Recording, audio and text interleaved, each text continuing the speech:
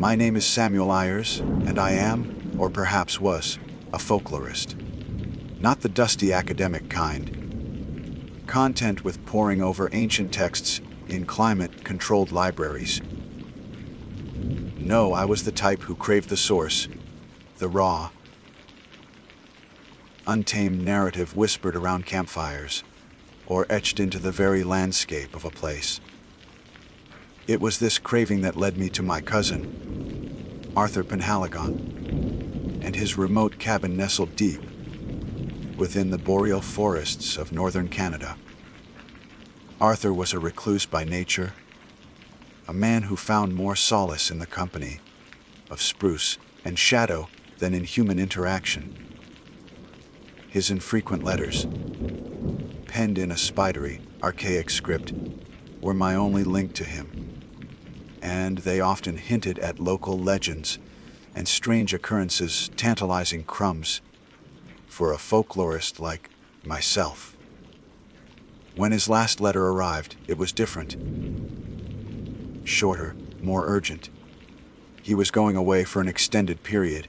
He wrote, some unspecified research trip further north, and he needed someone to look after his cabin.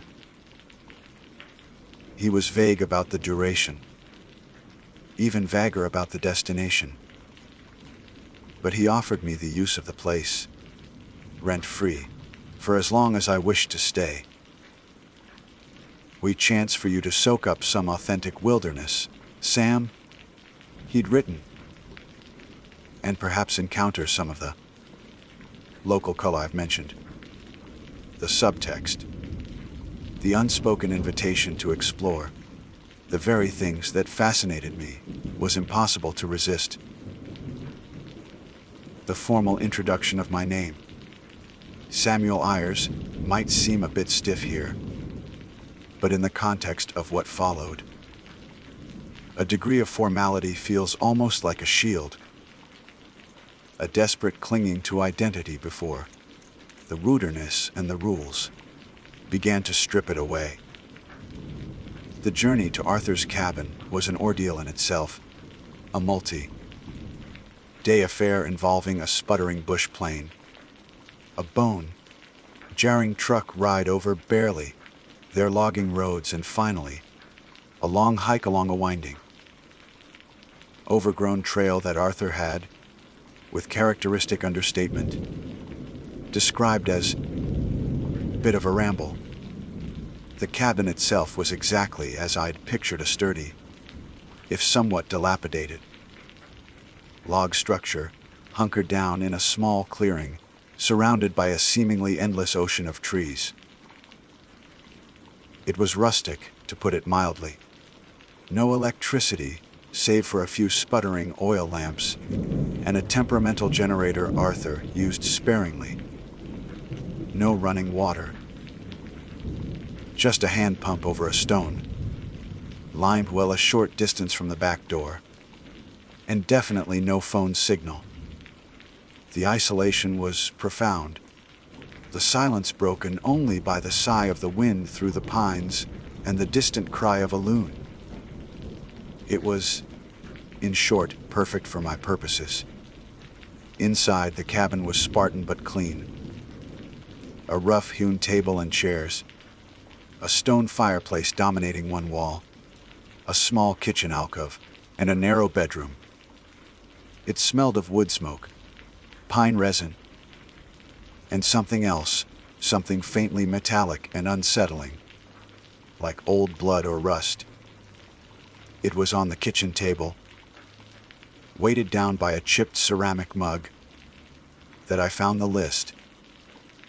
It was a single sheet of yellowed paper, the instructions typed, concise and utterly bizarre. At the top, in Arthur's familiar hand, was scrawled, Sam, follow these. All of them. No exceptions. Trust me on this, Arthur. The list itself was numbered, 10 rules in all. 1. Ensure all doors and windows are securely locked from sunset to sunrise. Check them twice. 2. Sweep the floors before bed. No crumbs, however small, should be left out. Store all food in the metal bins provided. 3. If you hear tapping at the windows or door after dark, and it comes in threes, ignore it. Do not acknowledge it. Never look towards the source of rhythmic tapping after dark. 4. Never enter the woodshed at the back of the cabin after sunset, no matter what you think you hear. 5. Do not whistle, hum, or sing any tune you cannot name or identify the source of. If you hear such a tune, cover your ears. 6. If you hear soft singing from the woods, especially a lullaby, close your eyes and cover your ears until it passes. Do not listen to the words. 7. Never venture beyond the old stone well at the northern edge of the clearing. 8. If you observe unusual animal behavior, animals acting out of character, or an unnatural stillness, silence from the forest, return to the cabin immediately and lock the door. 9. If you wake to find a window open that you know you locked, close it immediately without looking outside and leave the room for at least an hour. 10. Leave a small offering on the porch railing each evening before sunset. Dried fruit or berries are acceptable. Never meat. I read the list once, then twice, a slow smile spreading across my face. This was classic Arthur, eccentric, overly cautious, and with a flair for the dramatic. Some of the rules seemed practical enough for remote wilderness living. Rule 81 about locking up was common sense. Rule 2 about crumbs was a bit fastidious, but understandable. Rule 8 about unusual animal behavior also seemed like a reasonable, if vague, caution. But the others? Ignore the tapping if it comes in threes. Never enter the woodshed after sunset. Do not whistle tunes you cannot name. And the singing. This felt less like practical advice and more like the superstitions of a man who'd spent too much time alone in the wilderness. Rule 510 about the offering made me chuckle uneasily. An offering to what? The local squirrels? Yet, as the sun began to dip below, the jagged line of the spruce and pine trees, casting long, eerie shadows across the clearing, the list took on a slightly more ominous weight.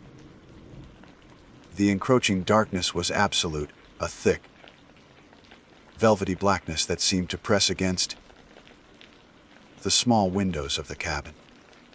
I made a point of checking the locks on and windows, as per Rule 51. Twice, I meticulously swept the floor and stored my meager provisions in the designated metal bins. I even found a small handful of dried cranberries in my pack and, feeling a bit foolish, placed them on the porch railing. The act of adhering to even these seemingly benign rules began a subtle shift within me, a quiet acknowledgement of an authority I didn't understand. That first night was a symphony of unfamiliar sounds. The wind, as Arthur's list had predicted, sighed through the dense canopy of the boreal forest, a mournful, drawn-out sound like the breathing of some colossal beast. Branches, heavy with unseen burdens, scraped against the roof and walls with an irregular rhythm. I lay in the narrow bed, every sense on high alert. A floorboard creaked in the main room. The cabin's settling, I told myself. A shadow in the corner of my eye seemed to stretch and recoil, a trick of the flickering lamplight. Fatigue from the long journey, I reasoned, but the feeling of being watched An almost tangible pressure on my skin was harder to dismiss. I found myself listening intently, straining to decipher the myriad noises of the northern night. The rules a nagging counterpoint in the back of my mind. The wilderness outside felt vast, ancient, and utterly indifferent to my presence. Yet the cabin, with its strange list of dictates, felt like a very specific, very personal crucible. The initial bemusement I'd felt towards Arthur's list rapidly eroded over the subsequent days, replaced by a gnawing, insidious anxiety. I found myself adhering to each rule with a meticulousness bordering on obsession. The list became the silent, unyielding governor of my waking hours, its strange pronouncements dictating my movements, my thoughts, even my breathing. Each rule followed, each potential infraction avoided, seemed to reinforce its grim necessity, tightening the invisible net of unease around me. The isolation, once a romantic notion, now felt absolute, a suffocating blanket woven from silence and the endless, watching trees.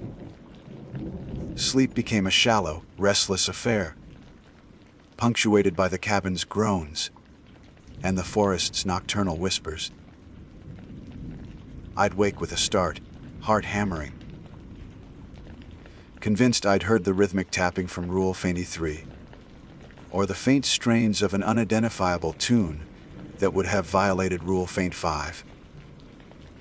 I started talking to myself, quiet reassurances that sounded hollow in the oppressive stillness. I even found an old, leather-bound journal of Arthur's, mostly filled with sketches of plants and observations on weather patterns, and began to jot down my own increasingly disjointed thoughts, a desperate attempt to anchor my fraying sanity. The dread associated with certain rules became particularly acute. Sunset, once a beautiful spectacle, now heralded a period of heightened tension. The woodshed's Rule 54F loomed at the back of the cabin, its shadowed doorway a gaping maw. I avoided with a superstitious diligence. Once the light began to fail, I'd find myself straining my ears after dark, trying to differentiate the innocent scrape of a branch from the deliberate, sinister tap, tap, tap that Rule 23 warned against. The simple act of walking through the cabin became a minefield of potential sonic transgressions. I moved with a self-conscious quiet, terrified of accidentally producing a whistle or a hum that might run afoul of Rule 25. This constant vigilance, this obsessive monitoring of my environment and my own behavior was exhausting. My perception sharpened to an almost painful degree. Every creak of the floorboards, every rustle in the undergrowth outside, every shift in the wind's cadence became a potential harbinger of something unknown and malevolent. The line between prudent caution, as dictated by the rules, and outright paranoia was becoming dangerously blurred. The northern Canadian environment, initially a stoic, indifferent backdrop, began to feel like an active participant in my growing unease. The dense boreal forest, with its towering spruce and fir, felt less like a collection of trees and more like a silent, collective witness. The feeling of being watched,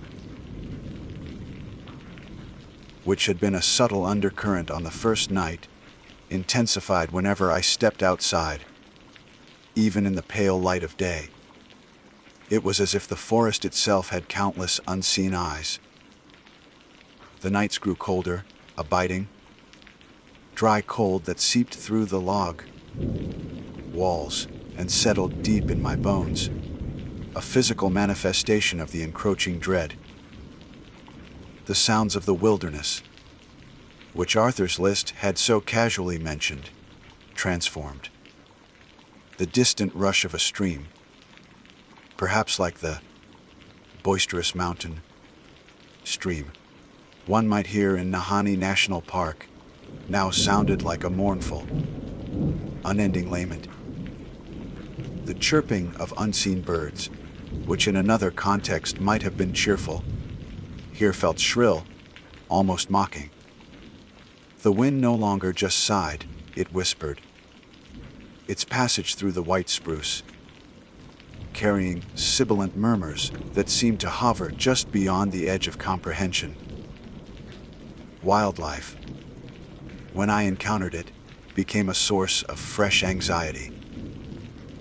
One afternoon, a massive bull moose, its antlers like a gnarled crown, emerged silently from the tree line and stood regarding the cabin with an unnerving stillness. Was this the unusual animal behavior Rule Fede alluded to? How could I possibly know? Its dark eyes seemed to hold an ancient, unsettling wisdom. Later, I noticed that the normally chattering black chickadees that frequented the clearing would fall utterly silent. Whenever I approached the northern edge, near the old stone well mentioned in Rule Fade 7, one evening, as dusk was settling, I heard it, a distinct tap, tap, tap on the bedroom window. My blood ran cold. I froze, heart pounding, remembering Rule Pawnee 3. Ignore the tapping if it comes in threes. Never look towards the source of rhythmic tapping after dark. The sound came again. Precise, insistent. I fought down the overwhelming urge to wrench back the curtain. Later, when the first rays of dawn finally broke, I examined the window from the outside. There were no branches close enough to have made such a sound. My attempts to rationalize the rules, to find logical explanations, grew increasingly feeble. I inadvertently tested a minor boundary when I found the kitchen window, which I was certain I had locked, slightly ajar one morning. Rule 89 flashed in my mind. If you wake to find a window open that you know you locked, close it immediately without looking outside, and leave the room for at least an hour. Panic seized me. I slammed the window shut, averting my eyes from the world beyond the glass, and practically fled into the main room, where I paced for what felt like an eternity, my mind racing with unspecified horrors. Nothing immediate happened, but the anxiety lingered, a toxic residue. The rules were absolute, but reality, or my perception of it, was becoming dangerously fluid. I started having vivid, unsettling dreams that seemed to bleed into my waking hours. Fleeting images of shadowy figures in the woods, the sound of soft, unintelligible singing, the oppressive feeling of being trapped. The true depth of my isolation was hammered home when I tried, in a moment of desperate hope, to use the ancient-looking telephone I'd found tucked away in a dusty corner. It was, of course, completely dead. My cell phone remained a useless brick, displaying no service, with mocking consistency. The small, battery-operated radio I'd found could only pick up crackling static, occasionally interspersed with faint, distorted music that sounded like something from a bygone era, or unsettling sequences of what seemed like numbers being read in a monotone voice. The no communication horror trope was playing out in stark reality. This technological severance from the outside world wasn't just an inconvenience. It was a profound severing from my support systems, from any semblance of normalcy, amplifying my vulnerability to an almost unbearable degree. I was utterly alone with the cabin, the list, and whatever unseen presence enforced its chilling dictates.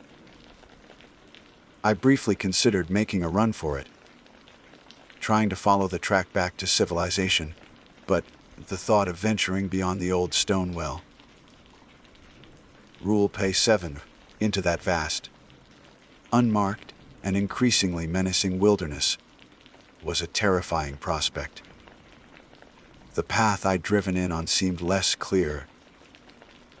My memory, almost as if the forest itself was actively trying to obscure it. My perception of time began to warp, days bled into one another, marked only by the relentless cycle of sunset and the anxious adherence to the rules. I started seeing fleeting movements at the periphery of my vision, hearing whispers that could have been the wind, or something far more sinister, a gradual erosion of my grip on reality. Was I going mad? Or were the rules the only fragile barrier standing between me and an unimaginable horror? The internal conflict was a constant torment. The breaking point arrived, as I suppose it inevitably must in such circumstances. It wasn't an act of foolish bravado or careless stupidity, the kind of blunder you scoff at in horror films. It was born of desperation, a frantic, clawing need to understand, to reclaim some sliver of control in a situation that had stripped me bare. For days, the soft singing mentioned in Rule 86 had been a faint, intermittent presence at the edge of my hearing, particularly as dusk settled. It was always distant, a melodic fragment that would vanish if I tried to focus on it. But on this particular evening, it was different. Closer, clearer, and imbued with an almost unbearable sorrow. It sounded like a woman humming a lullaby, a melody both beautiful and profoundly unsettling. Rule 6 was explicit. If you hear soft singing from the woods, especially a lullaby, close your eyes and cover your ears until it passes. Do not listen to the words. But this time, woven into the melody, I thought I heard a word. My name. Samuel. My blood turned to ice. Was it a trick of the wind? A hallucination born of stress and isolation? Or was someone out there? Someone who knew I was here?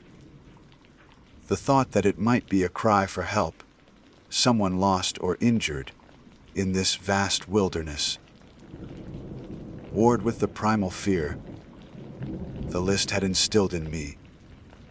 What if Arthur had returned and met with some accident?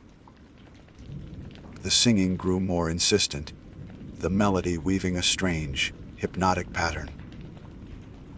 Against every instinct that screamed caution, against the explicit command of the rule, I found myself moving towards the window, peering out into the deepening twilight. I didn't open my eyes fully, not at first, just a slit, trying to locate the source.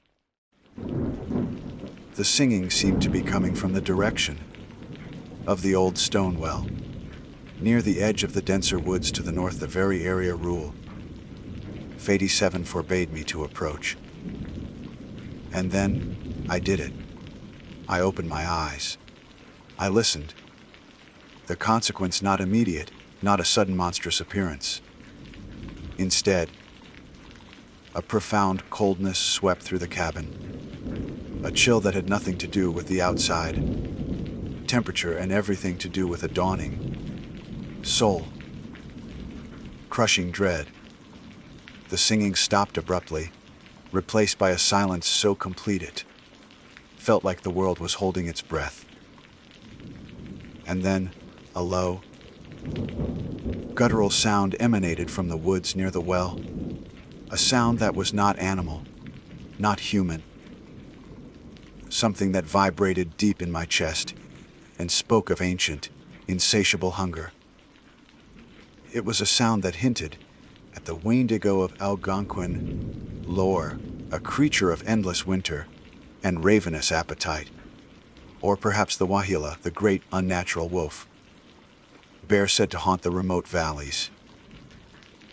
Whatever it was, the breaking of rule, Phase 6 had alerted it to my focused attention, perhaps even to my vulnerability. This was the true horror sets in. Moment, a shift from passive dread to active menace. Terror, sharp and electrifying, propelled me into a frantic search of the cabin.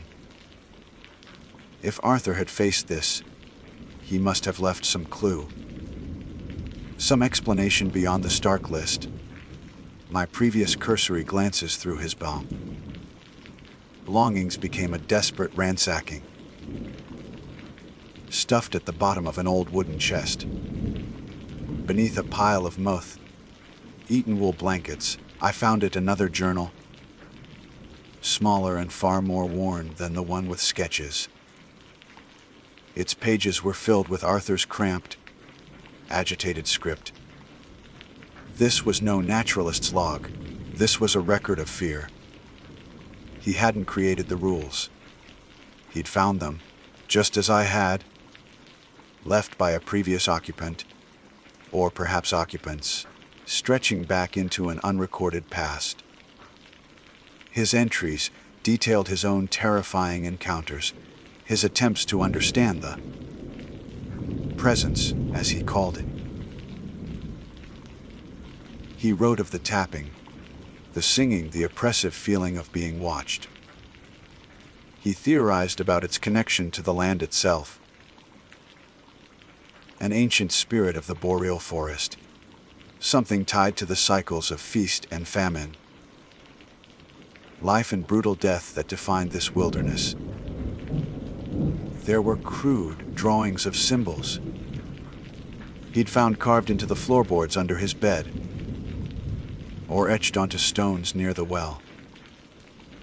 Symbols I now realized I'd seen myself, but dismissed as random scratches. One passage chilled me to the core. It learns. It adapts. The rules are a truce, a fragile one. Broke rule faint 4 last night. The shed, God, the shed. It showed me things. I don't think I can ever unsee them. There was no further entry after that one for several weeks. Then a final, almost illegible scrawl.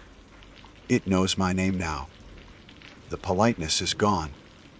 Arthur had broken a rule, and the consequences had been dire. The journal didn't offer salvation. It offered a confirmation of the abyss. The knowledge was a double-edged sword, validating my terror while simultaneously stripping away any hope of a rational explanation or easy escape. My sanity, already frayed, began to unravel with alarming speed. The cabin itself seemed to conspire against me, its familiar dimensions subtly shifting, shadows deepening into malevolent shapes, the very air thick with an unseen antagonism. I'd experience vivid waking nightmares. The walls of the cabin would seem to breathe. The floorboards would ripple like water, and the small windows would show me glimpses of a distorted, nightmarish version of the forest outside. Periods of lost time became more frequent. I'd find myself staring blankly at a wall, with no memory of how long I'd been there. The remaining rules became both my only perceived lifelines and sources of acute, debilitating paranoia. Was it safer to remain barricaded inside, a prisoner of the list, or to risk breaking another rule in a desperate bid for an escape that seemed increasingly impossible. The face I saw in the small, cracked mirror in the bedroom was a stranger's gaunt, wild-eyed, teetering on the precipice of utter madness. The entity, whatever it was no longer content with subtle hints. It was actively besieging my mind. The final night descended upon the cabin like a physical entity, a suffocating shroud of impenetrable blackness. The wind, which had been a constant companion, died away completely, leaving an unnatural, ringing silence that was somehow more terrifying than its mournful sighs. I knew, with a certainty that settled like a stone in my gut, that this was it. The breaking of Rule Phase 6, my focused attention on the singing, had irrevocably altered the fragile da-tenti. The entity, the enforcer of Arthur's chilling list, was no longer content to lurk at the periphery. It was coming. This was the fall. The moment where the worst thing happens, where you don't think you can get up. I dragged the heavy wooden table against the main door, wedged the armchairs against the windows, pathetic barricades against something that could seemingly manipulate the very fabric of my reality. But the act of doing something was a small rebellion against the encroaching paralysis of fear. The remaining rules flickered through my mind like failing emergency lights. Rule A1. Ensure all doors and windows are securely locked. Checked, double-checked, triple-checked, though the memory of the mysteriously opened window mocked my efforts. Rule 3. Ignore the tapping if it comes in threes. But what if it wasn't just tapping anymore? The first overt assault was auditory. A low hum started, seeming to emanate from the very walls of the cabin, a resonant frequency that vibrated through my teeth and bones. It grew in intensity, accompanied by a sound like immense wings beating slowly, rhythmically, just outside. Then came the scratching, not the familiar scrape of branches, but a deliberate claw, like scraping that moved around the cabin, testing the windows, the door. My heart hammered against my ribs like a trapped bird. This was no longer just psychological. This was a siege. Then the tapping began. Not in threes.